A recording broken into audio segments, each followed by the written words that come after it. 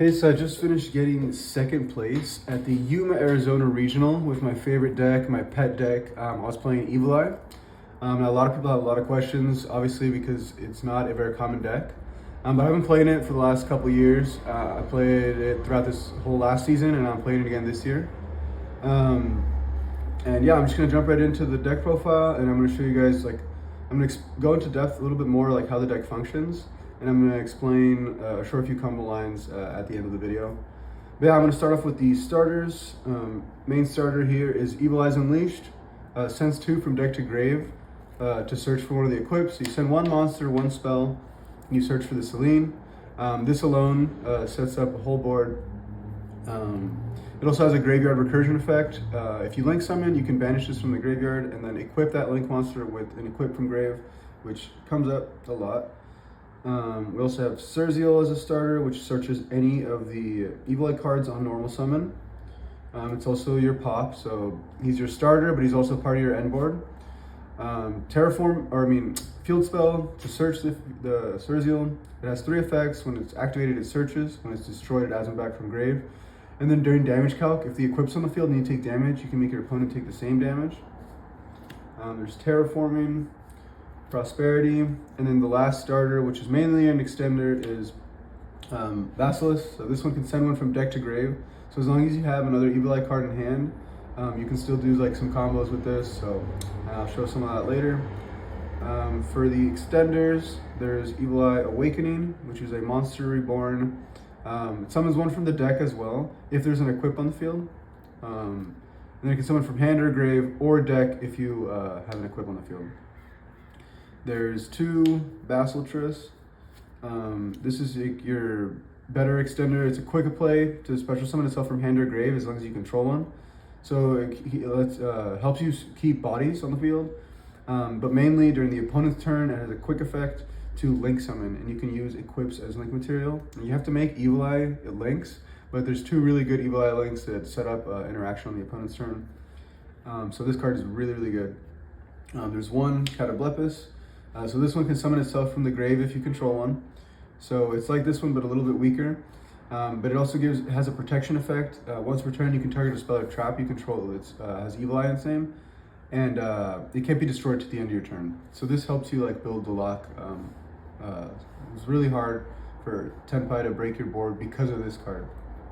And then I'm playing 2 of the Gorgoneo equips.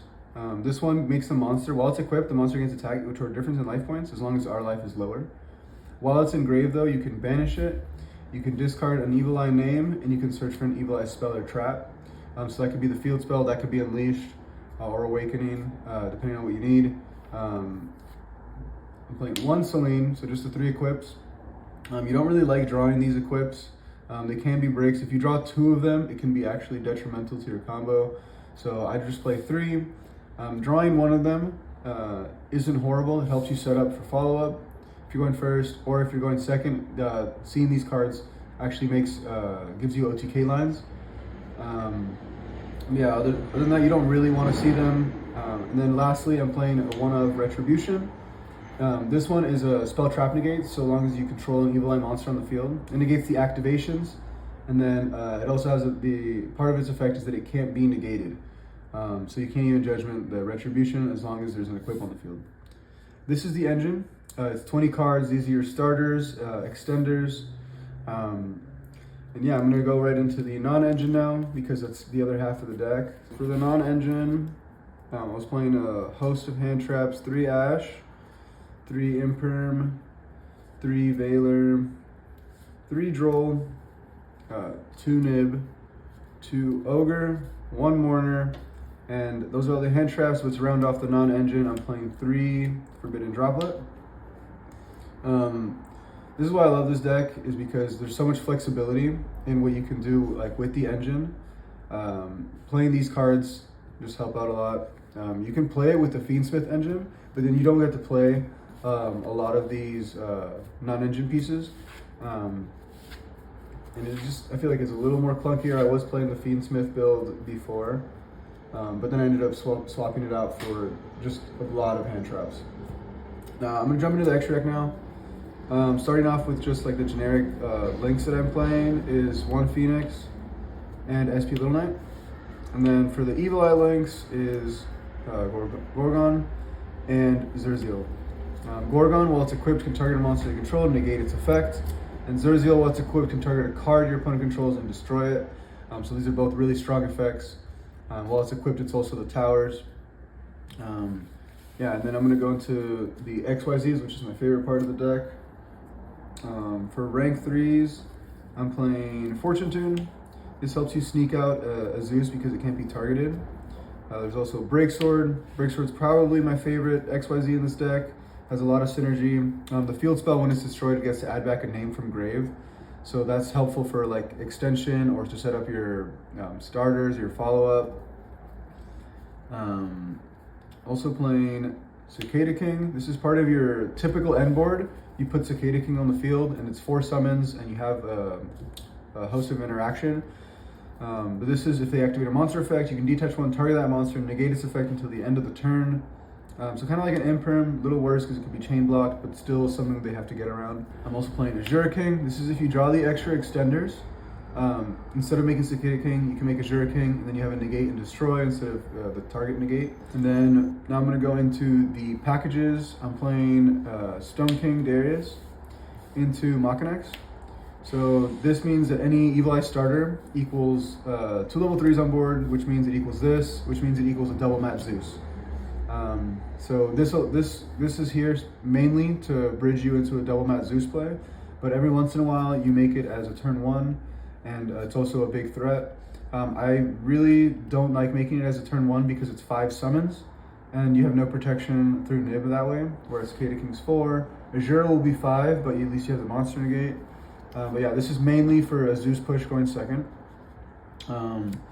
Additionally, I'm also playing Coral Bage. So this can be made over your Cicada King. So Cicada King is used going first, but going second, you also use it a lot to bridge into Coral Bage.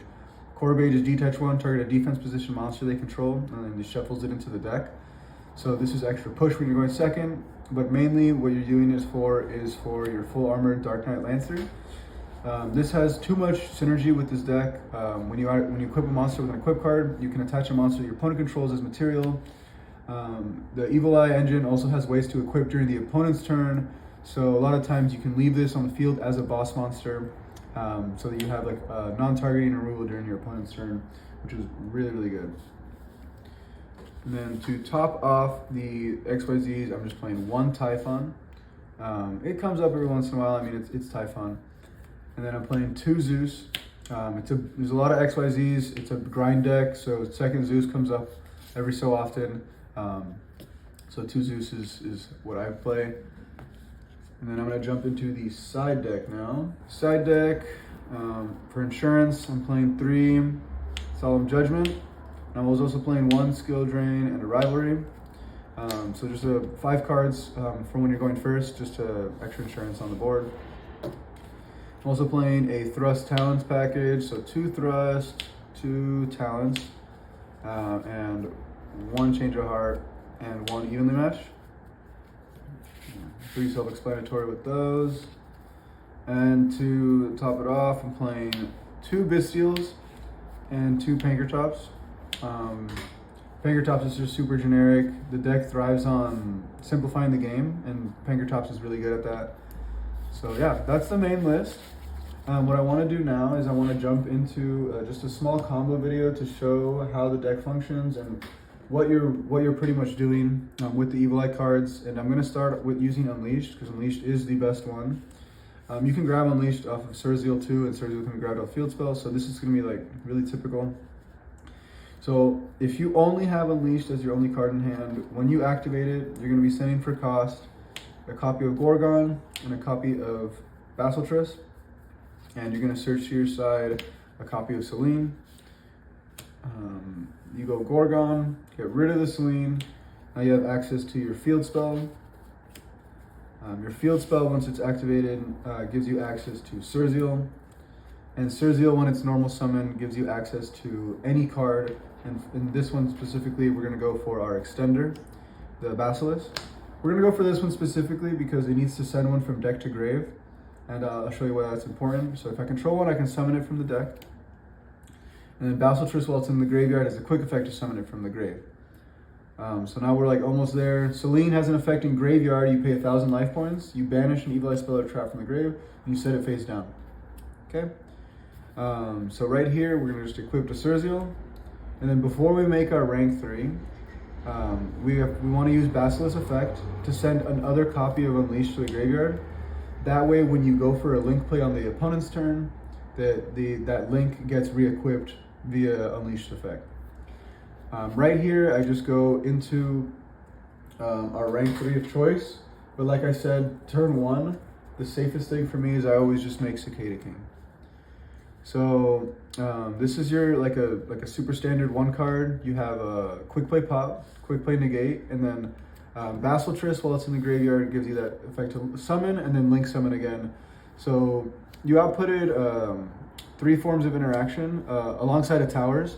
So I like to see it as like 4 points of value, because the towers is something that your opponents are gonna have to like work around. This is just the bare bones combo. A lot of the times you do draw 2 pieces. So I'm gonna show what you do with 2 pieces, which is it's really similar, but you get a little bit more out of drawing 2 than drawing the 1. So I'm gonna unleash, and then any of the other starters work, or if you draw any extender, it also works too, to increase the ceiling of the board. So if you'd already draw the Basilisk, when you go for Evil Eyes Unleashed, what you're doing here is you're actually gonna send the Catoblepus, and you're gonna send Gorgon, and you're gonna add your copy of Selene. Okay. And now here's where you have like a lot of options. Especially if you're like going second or whatever, you want to go Gorgon for the push, but Unleashed typically isn't a card that wants to get ashed.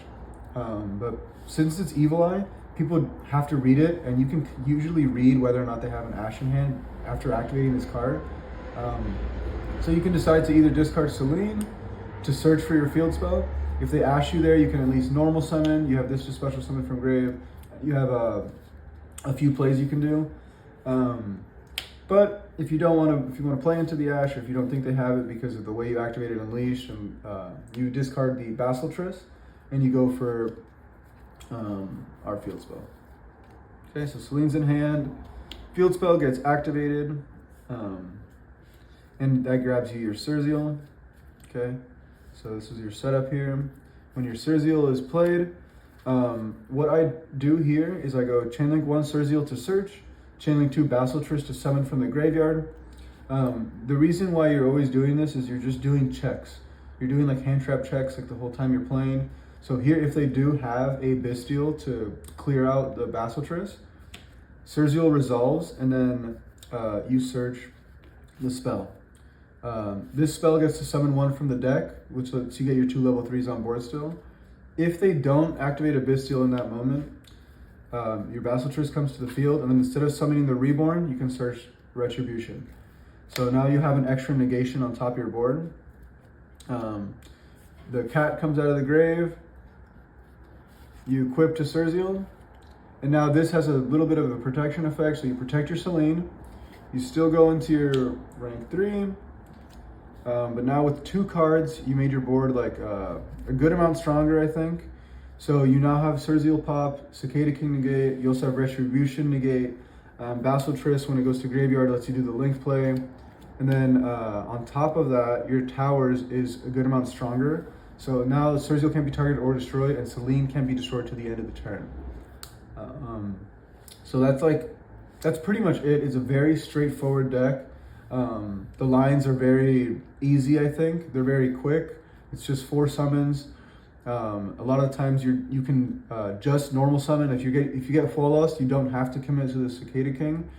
You can just leave some stuff in grave, and you can have Surzeal, Retribution, link play, plus your hand traps. The reason this deck is good this format is because all the high impact cards that are good against the meta decks are very low impact against this deck.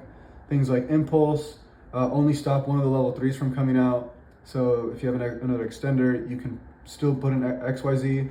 But even stopping the level 3s from coming out is only stopping me from making XYZ. It's not stopping me from setting up Surzeal, Retribution, or the Link Play Engrave. Yeah, Imperm, Ash, Valor, all these cards, low impact. The card that is high impact against this deck is Droll, but that's high impact against the engine, so as long as you draw enough non-engine to keep you into the game to the next turn, Droll isn't like a huge issue. That Nib is usually a -1, but yeah, I just also think this deck has a lot of good matchups, but that's pretty much the combo, and thanks for watching. I'm really stoked that I was able to get like a top finish. That was actually my highest placing that I've gotten with the deck, and the second top 8 that I got this year with it. So yeah, really excited. I'm gonna keep playing the deck and see how much farther it takes me. Thanks for watching. Hope you guys like the deck.